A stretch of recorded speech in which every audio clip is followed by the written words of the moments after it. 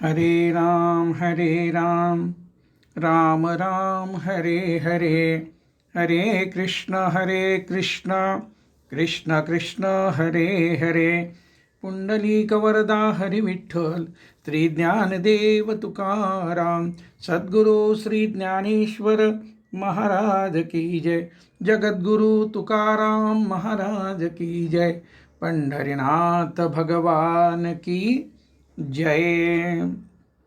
गेल्या सत्रामध्ये जीवनमुक्ताची असो अथवा भगवंताच्या निस्सिप भक्ताची भगवंत मृत्यूसमयी कशी सेवा करता शुश्रूषा करतात याचा तपशील आपण पाहिला। आता आपल्याला 10व्या श्लोकाकडे जायचं आहे। अध्याय क्रमांक 4 आणि श्लोक क्रमांक 10 यामध्ये साधना सांगितलेली आहे।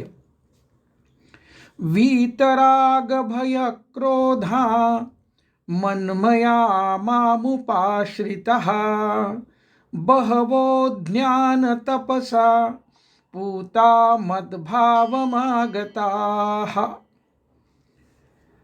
पूर्वी सुद्धा म्हणजे ज्याचे राग म्हणजे आसक्ती, भय, रागासोबत भय आणि क्रोध पूर्णपणे नाहीसे झाले होते आणि जे माझ्यामध्ये अनन्य प्रेमपूर्वक स्थित राहत होते असे माझा आश्रय घेतलेले पुष्कळ भक्त वर सांगितलेल्या ज्ञानरूप तपाने पवित्र होऊन माझ्या स्वरूपाला प्राप्त झालेले आहेत। अध्याय 2 आणि श्लोक 56 मध्ये प्रस्तुत श्लोकात सांगितलेले वीत राग भय क्रोध हे लक्षण तेथेही स्थितप्रज्ञाचे लक्षण म्हणून सांगितले आहे।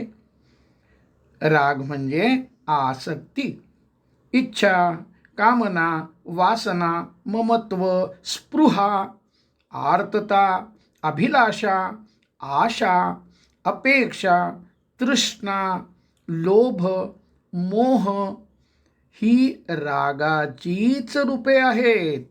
रागाच्या या विविध छटामधील सूक्ष्म फरक तेथे विशद केला आहे। रागाच्या या सर्व छटा संपणे म्हणजे वीतराग होणे होय। मनात वृत्तीरूपाने न संपणारा इच्छेचा म्हणजे वरीलपैकी कोणत्या न तरी कोणत्या भागाचा रागाचा प्रवाह सुरू असतोच असतो। हा इच्छेचा प्रवाह संपणे म्हणजे वीतराग होणे होय। वीतराग होतात हे समजावून सांगण्यासाठी माऊलींनी आसक्तीरहित या शब्दाऐवजी जै कामना शून्य होती या अत्यंत समर्पक व अनुभवाच्या वाटेवर ठेवणाऱ्या शब्दांची योजना पुढील ओवीत केलेली आहे। आपण तत्पूर्वी अध्याय क्रमांक 2 आणि त्यातले श्लोक क्रमांक 62 आणि 63 अत्यंत प्रसिद्ध असे आहे वितरागाच्या संदर्भात।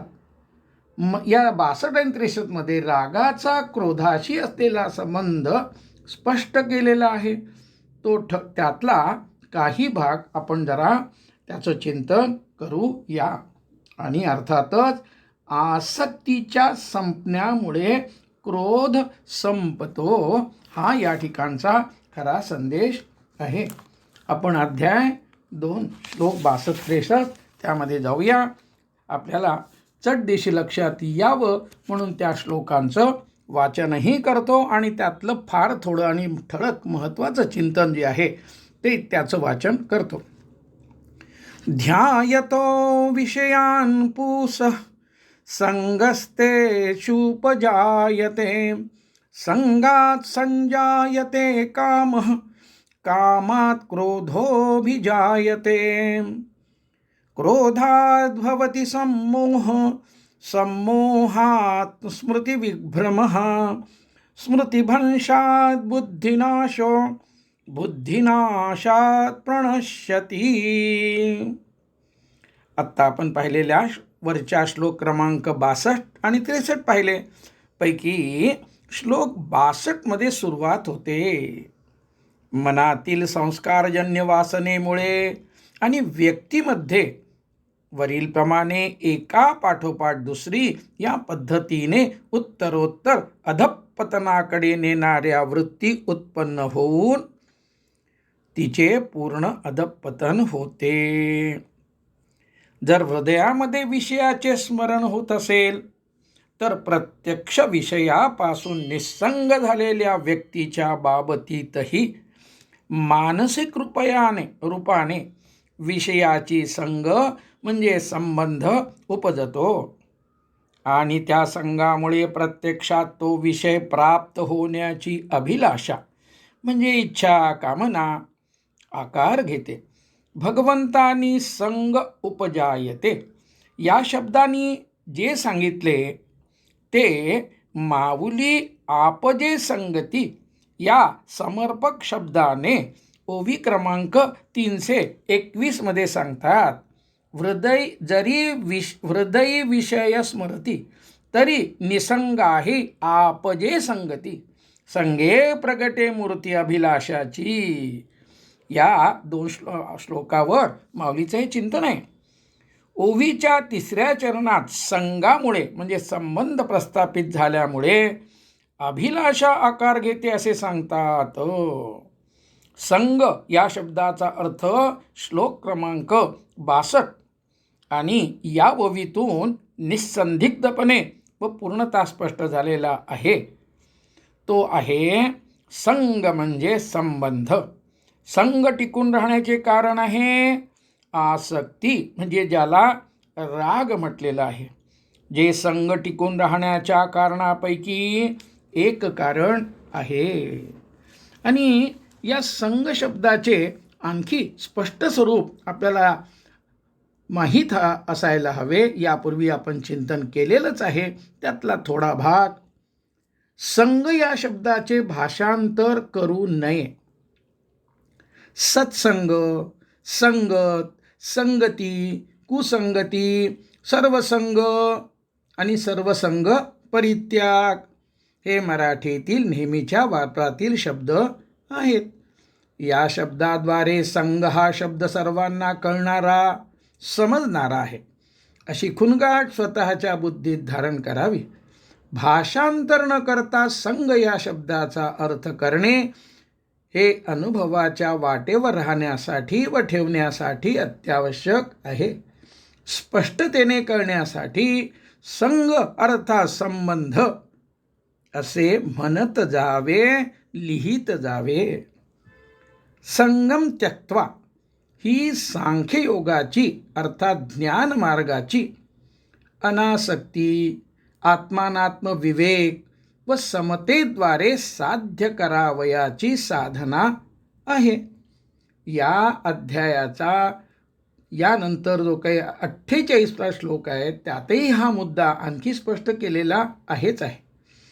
अनात्म असलेल्या सर्व गोष्टीशी जसे देह, इंद्रिय, मन, विचार हे आतील दृश्य वस्तू, विषय वस्तू, संपत्ती, कीर्ती, स्त्री, सत्ता व त्या प्राप्त्यर्थ केलेले कर्म या बाहेरील गोष्टीशी अशा रीतीने आत्मा नसलेल्या सर्व उपाधीशी मनात येणाऱ्या विचाराद्वारे अर्थात अभिलाषेद्वारे उपजलेल्या संगाचा म्हणजे संबंधाचा त्याग होणे म्हणजे संगम त्यक्ता घटित होणे.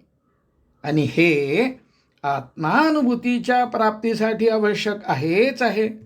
त्यासाठी आसक्ती सोडून देणे, सतत सजगता, साक्षीभाव, आत्मानात्म विवेक जोपासणे तसेच कर्माप्रती समता जोपासणे ही ज्ञान मार्गाची साधना आहे.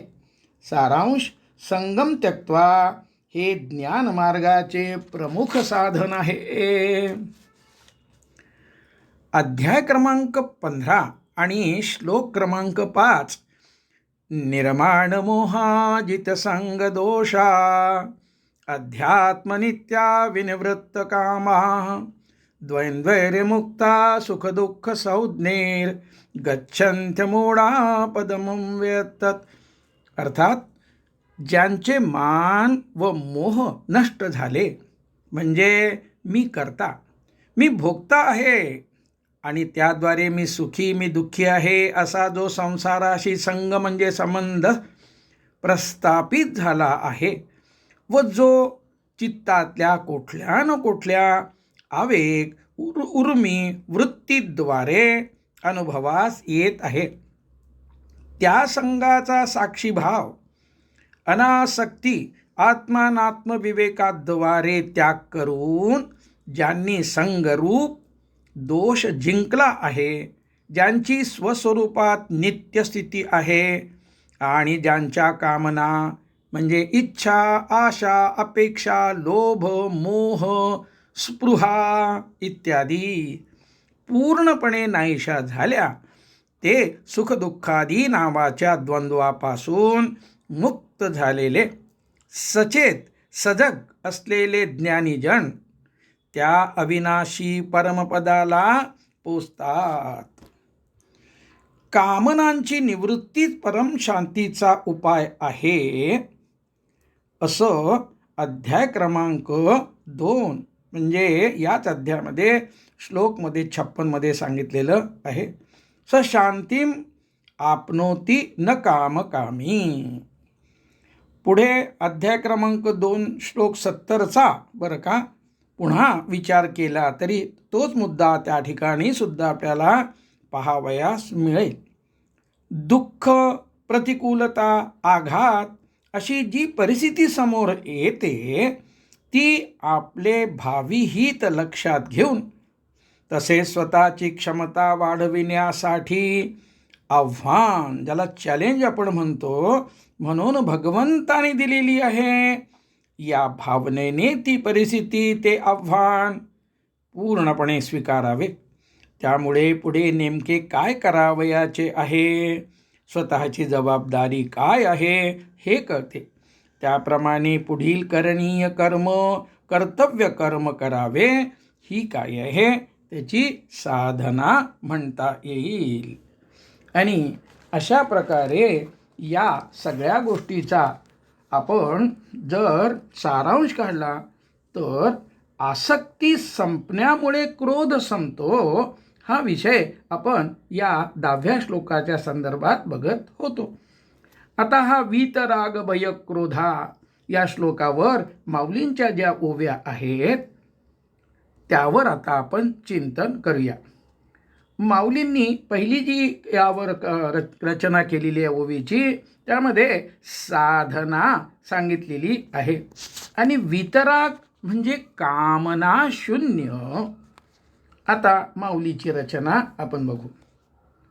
एरवी परापर न शोचिती, जे कामना शून्य होती, वाटा के वेळी न वचती क्रोधाची हा.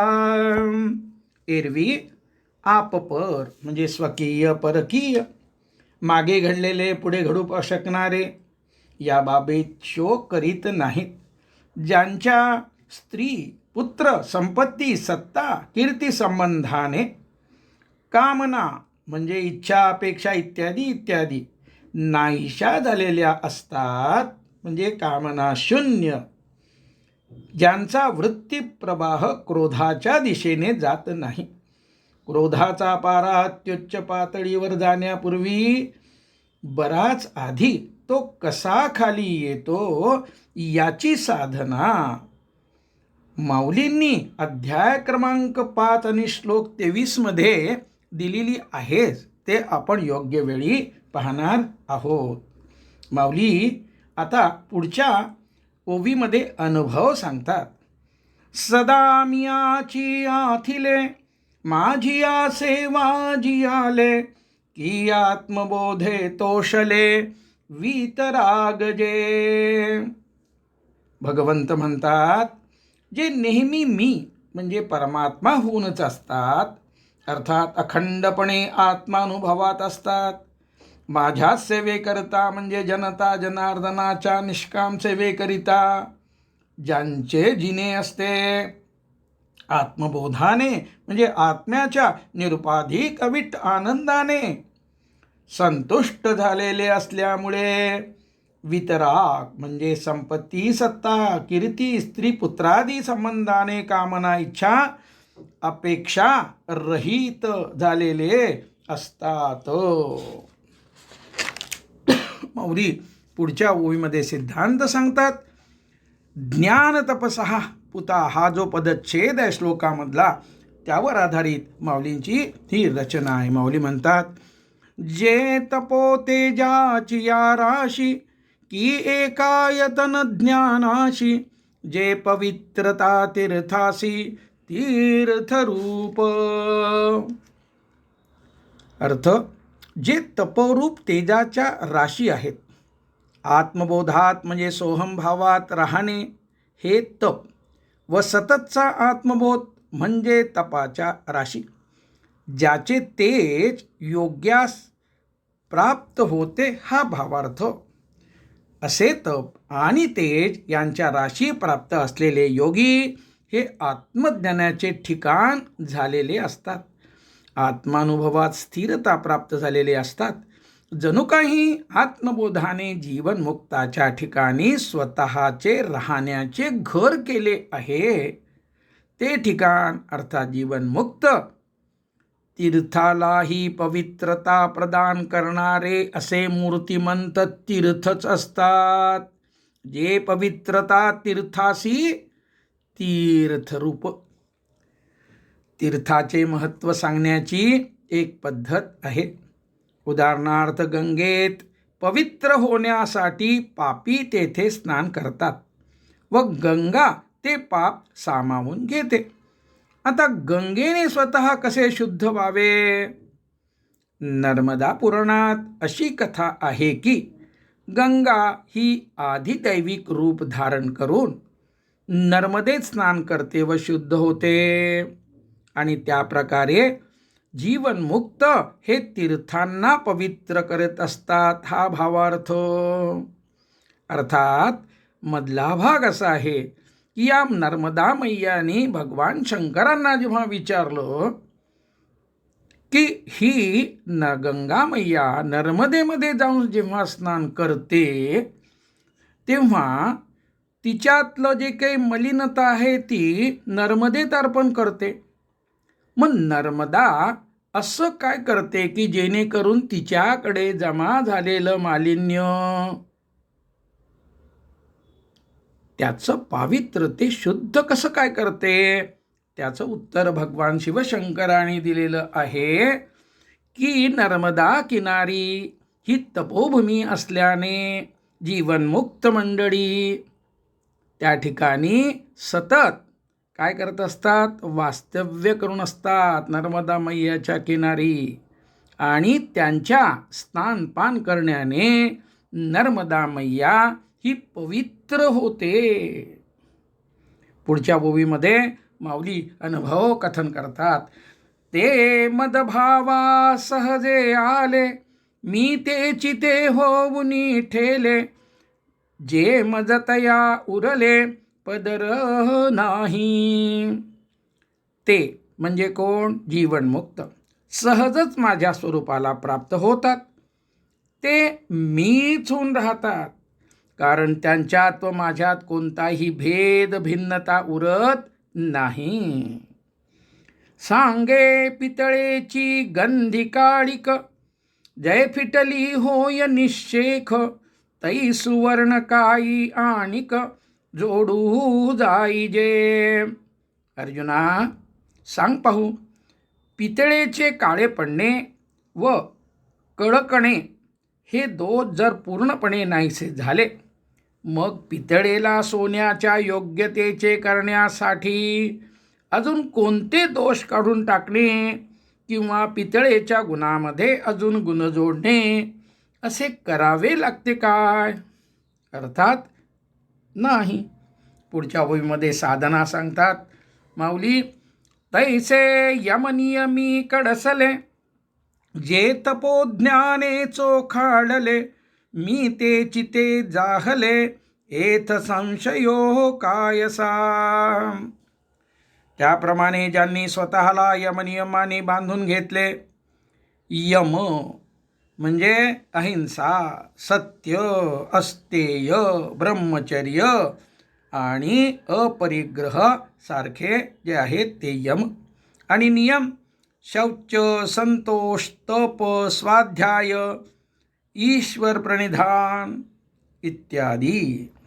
मग ज्यांनी यम आणि नियम ही साधना केली, ज्यांनी कायिक, वाचिक, मानसिक असलेले सात्विक तप केले व ते शुद्ध झाले, ज्यांनी सात्विक ज्ञान प्राप्त केले व त्या आध्यात्मिक ज्ञानाच्या वृत्तीरहिततेने अपरोक्षानुभव घेतला, ते मीच झालेले असतात. वरील ओवी 63 आपण पुन्हा बघू. जे मदभावा सहजे आले, मी ते चिते होऊन ठेले, जे मजतया उरले पदर नाही. तेथेच या ठिकाणी सांगितल्याप्रमाणे त्या जीवनमुक्तात आणि माझ्यात कोणताही पदर म्हणजे फरक, वेगवेगळेपणा, अंतर उरत नाही, पडदा उरत नाही. 1. साधना काळात आत्मा आणि अनात्मा यांच्यामधील फरकास, भिन्नतेस, अंतरास, वेगवेगळेपणास पहावयाचे असते. आणि त्यासाठी आपण अध्याय 2 ओवी क्रमांक 50 थोडंसं त्याचं चिंतन करू. अध्याय 2 आपला झालेला आहे, तथापि या संदर्भामध्ये आपल्याला त्यात काय चिंतन करता येण्यासारखं आहे त्या ओवीपासून सुरुवात करू. माऊलींनी अध्याय 2 ओवी 150 मध्ये महत्त्वाचा सिद्धांत सांगितला आहे. हा गुणत्रय रहितू, अनादि अविकृतू, व्यक्तीसी अतितू, सर्वरूप. आत्म्याविषयी वर्णन चालू आहे. म्हणतात हा आत्मा सत्वरजतम या तीनही गुणांनी रहित, अनादि म्हणजे उत्पत्ती रहित, अविकारी म्हणजे निर्विकार, परिणाम न पावणारा आहे. तो एका व्यक्तीपुरता मर्यादित आहे असा नाही, तर आत्मा सर्वरूप आहे, सर्व तोच झालेला आहे. आत्मा सत्व, रज, तम या तीनही गुणांनी रहित आहे, अर्थात गुणातीत आहे. त्याविरुद्ध शरीर हे त्रिगुणात्मक असलेल्या प्रकृतीचा, क्षेत्राचा भाग असल्यामुळे साहजिकच 3 गुणापासून बनलेले आहे. आत्मा विकारी आहे, त्याविरुद्ध शरीर तसेच प्रकृती म्हणजे क्षेत्र हे विकारी आहे, सतत परिणाम पावणारे आहे. शरीर व्यक्तीपुरते मर्यादित आहे, त्याविरुद्ध आत्मा सर्वरूप आहे.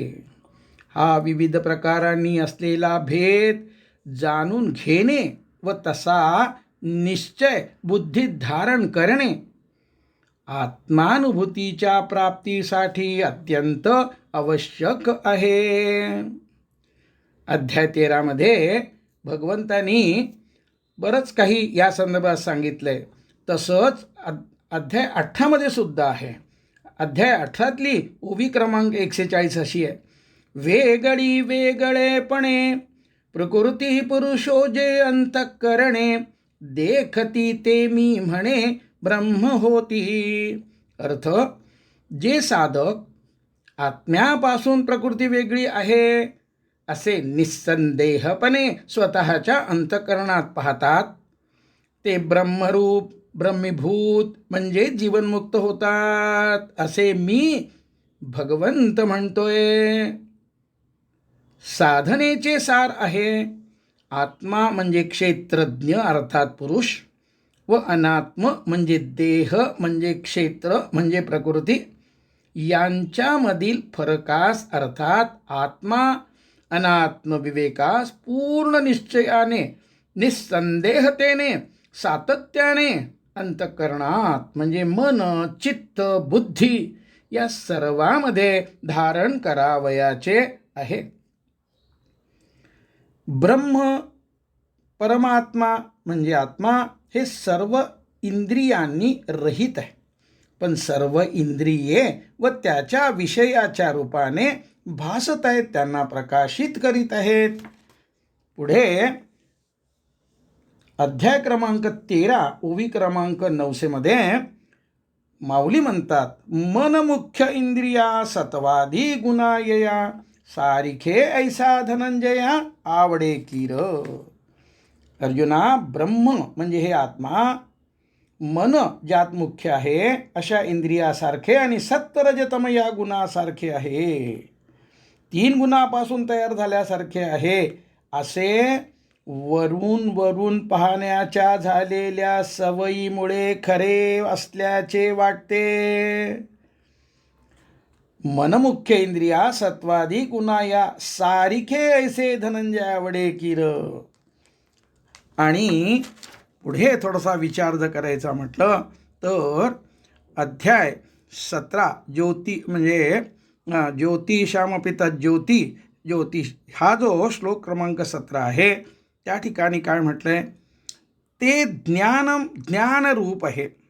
आत्म्याविषयी चर्चा चालू आहे आपली. ते ज्ञेयम जाननायोग्य, अनुभवास येणे शक्य असेही आहे.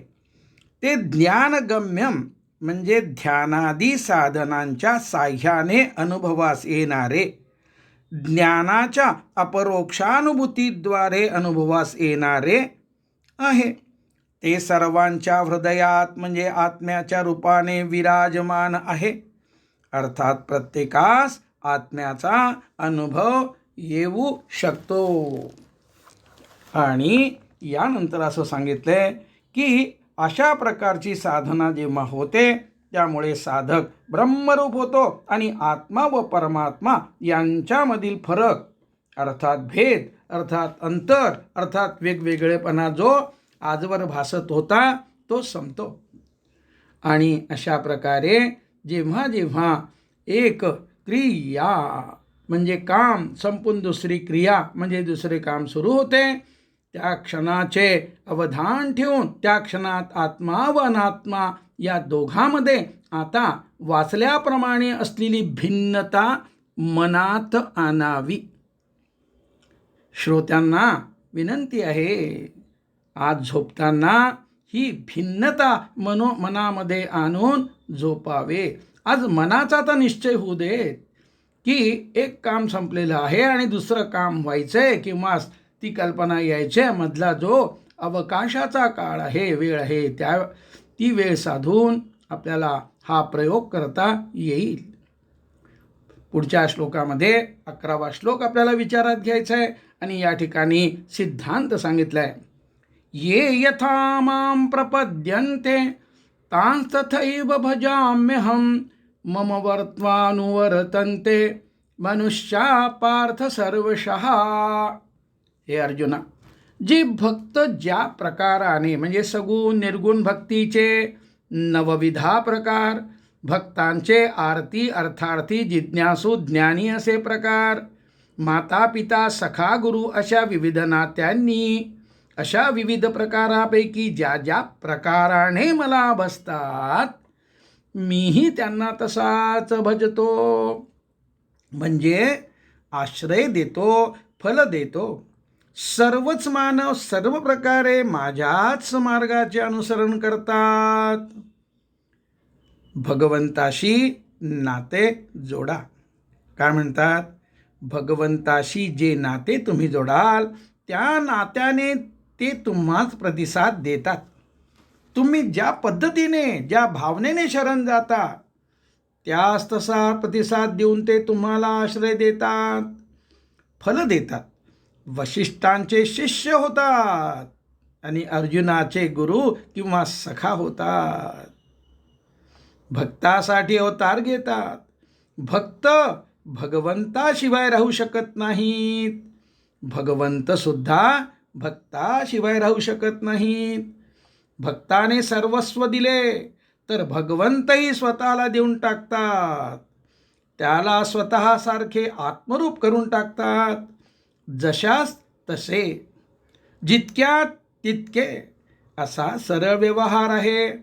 भक्तांच्या श्रद्धा भावनेनुसार भगवंतांचा तसाच होण्याचा स्वभाव आहे.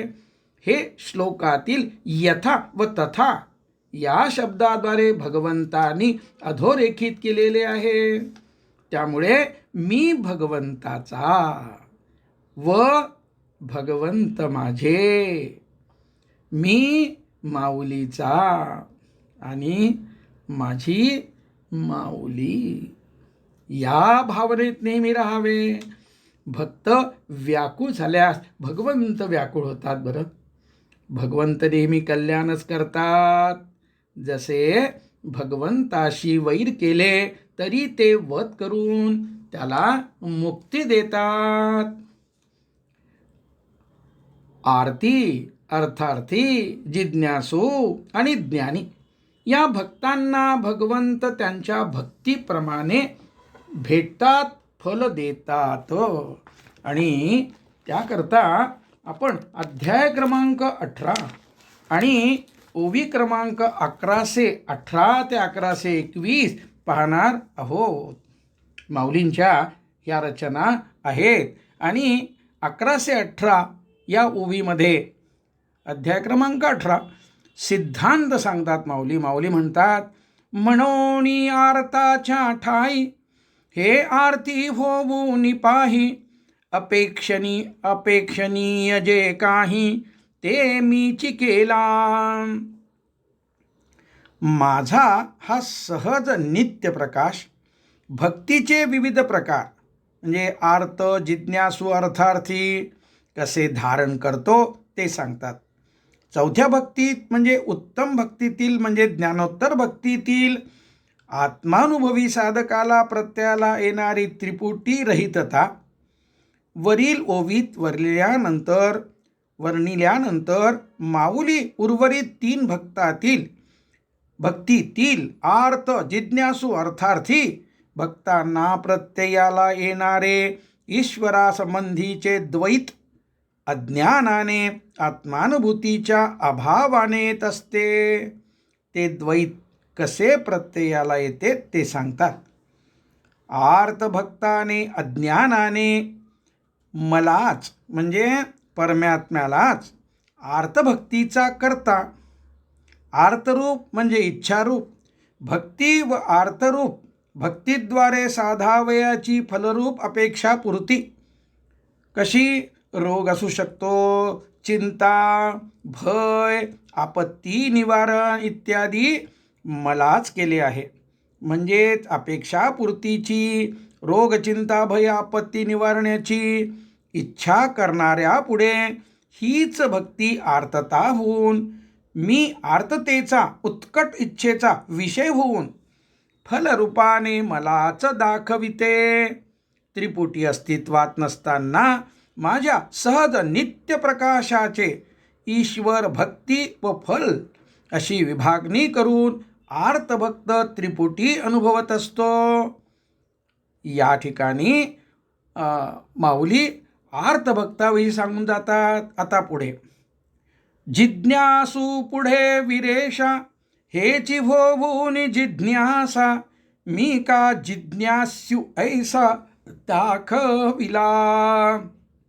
याच पद्धतीने याच अज्ञानाने हे अर्जुना मला म्हणजे आत्म्याला जिज्ञासू करून त्याची जिज्ञासाही मलाच म्हणजे आत्म्यालाच व्हावयास लावून त्याच्या पुढे मलाच म्हणजे आत्म्याला जिज्ञासेचा विषय जे ब्रह्म ते करून दाखविले आहे. पुढे अर्थार्थी माऊलीची रचना हेची होऊनी अर्थना मीची माझ्या अर्थी अर्जुना करुणी अर्थाभिधाना आणि माते. त्याच पद्धतीने त्याच अज्ञानाने मला म्हणजे आत्म्याला अर्थाची म्हणजे स्त्री, पुत्र, सत्ता, संपत्ती, कीर्ती, स्वर्गादीची इच्छा करणारा भक्त अर्थात अर्थार्थी भक्त करून मलाच म्हणजे आत्म्यालाच प्रार्थना, उपासना भावयास लावून मलाच म्हणजे आत्म्याला स्त्री, पुत्र, संपत्ती, सत्ता, कीर्ती, स्वर्गादी अर्थरूपाला आणले आहे. सारांश अज्ञानामुळे, अविद्येमुळे, उपाधीचा अंगीकार केल्यामुळे, उपाधिभेदामुळे आत्माचा उपासक, सत्ता संपत्ती स्वर्गादीची म्हणजे अर्थाची इच्छा करणारा अर्थार्थी भक्त, उपासना म्हणजे अर्थना भक्ती, आणि उपास्य म्हणजे देवता व देवाकडून प्राप्त करावयाचे सत्ता संपत्ती स्वर्गादी दृश्य पदार्थ होतो. आत्माच उपास्य असलेली सगुण साकार रूप देवता होतो. आणि हे पुढील ओवीत माऊली स्पष्ट करतात. तेवढी ओवी आपण पाहणार आहोत. माऊली म्हणतात, एवं घेऊनी अज्ञानात माझी भक्ती जे हे वर्ते, ते दावी मद दृष्ट्या ते दृश्य करुणी. माऊली म्हणतात, याप्रमाणे अज्ञानाचा अंगीकार करून ही माझी भक्ती म्हणजे सहज नित्य प्रकाश त्रिपुटीत विभागित होऊन व्यवहार करू लागते. त्यामुळे ती भक्ती मी जो द्रष्टा म्हणजे साक्षी निर्गुण आत्मा, त्या मला म्हणजे आत्म्याला दृश्य म्हणजे सगुण मूर्ती करून दाखविते. आणि अशा प्रकारे आपल्याला या ये यथा माम प्रपद्यंतेचा चिंतन आपलं चालू आहे. त्यावेळे माऊलींच्या ज्या ओव्या आहेत त्याचा थोडा विचार करू आणि आजच्या या सत्राला या ठिकाणी स्वल्पविराम आपण देणार आहोत. पहिल्या ओवीमध्ये माऊली सिद्धांत सांगतात, एरवी तरी पाही जे जैसे माझ्या ठाई, भजती तया मीही तैसाची भजे. एरवी असे पहा की जे भक्त माझी जशी भक्ती करतात तसाच मीही त्यांना भजतो. भक्त माझ्या ठिकाणी जे पाहतो अपेक्षितो ते मी असतो. सकाम म्हणजे अर्थार्थी. जर भक्ती असेल तर त्याप्रमाणे फल देतो.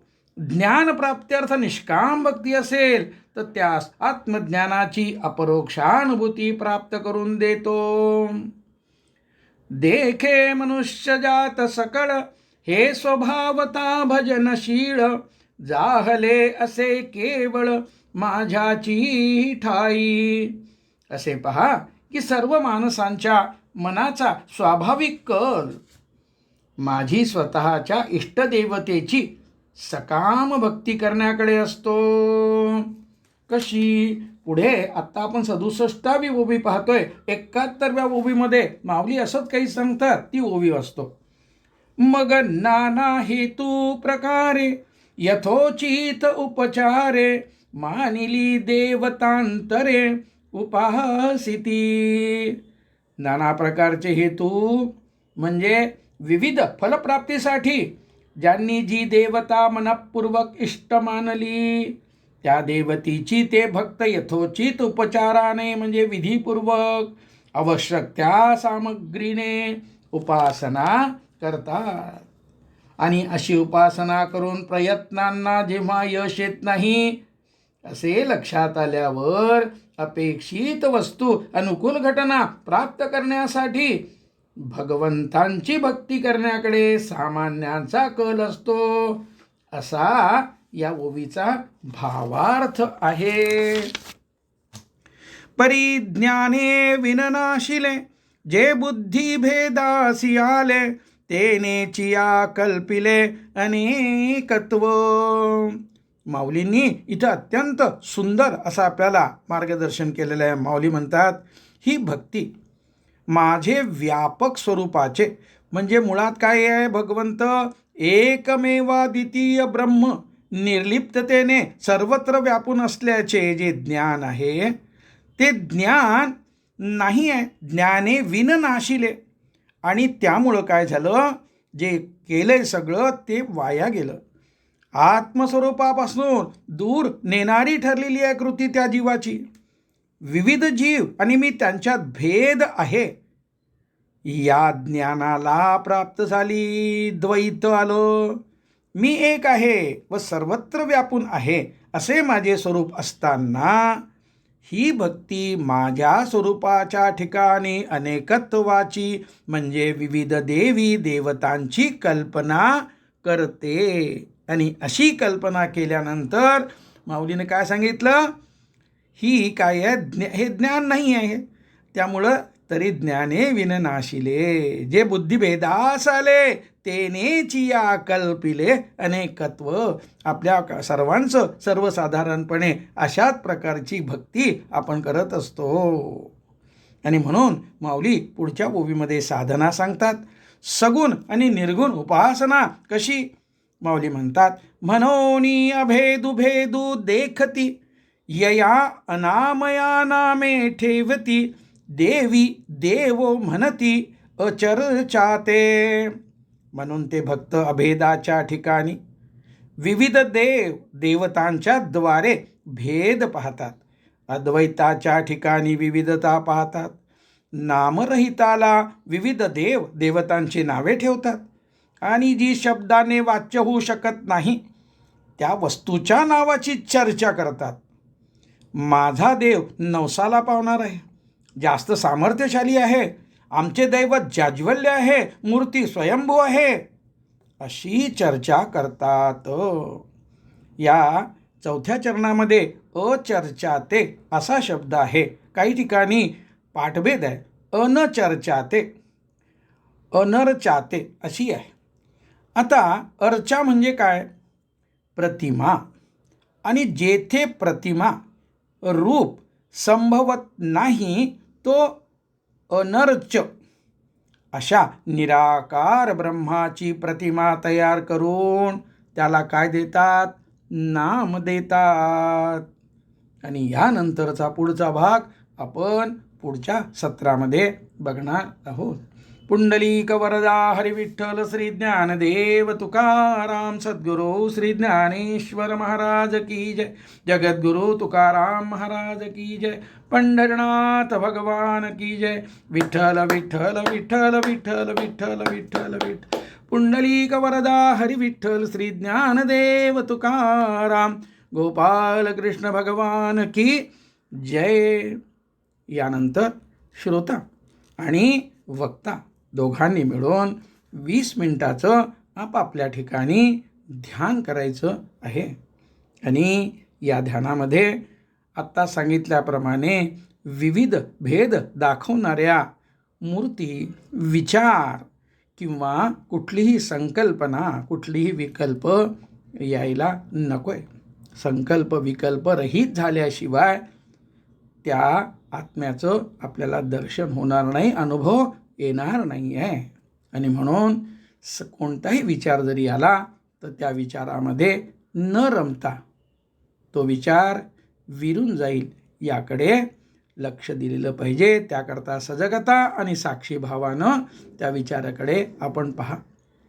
माऊलीवर पूर्ण श्रद्धा, कारण माऊलींनी हे जे आपल्याकरता मोठं शिदोरी आपल्यासोबत दिलेली आहे त्याचा वापर आपण करू शकलो तर आपलं कल्याण आपण करू शकू. माऊलींनी तर दिले, फक्त आपण त्याचा वापर करणार आहोत का? म्हणून माऊलीवर पूर्ण श्रद्धा ठेवून आणि ते सांगतायत त्याप्रमाणे आपण ध्यान करूया. आणि त्यासाठी सिद्ध मंत्राचा मी उच्चार करतो आणि वाणीला विराम देतो. माझी माऊली.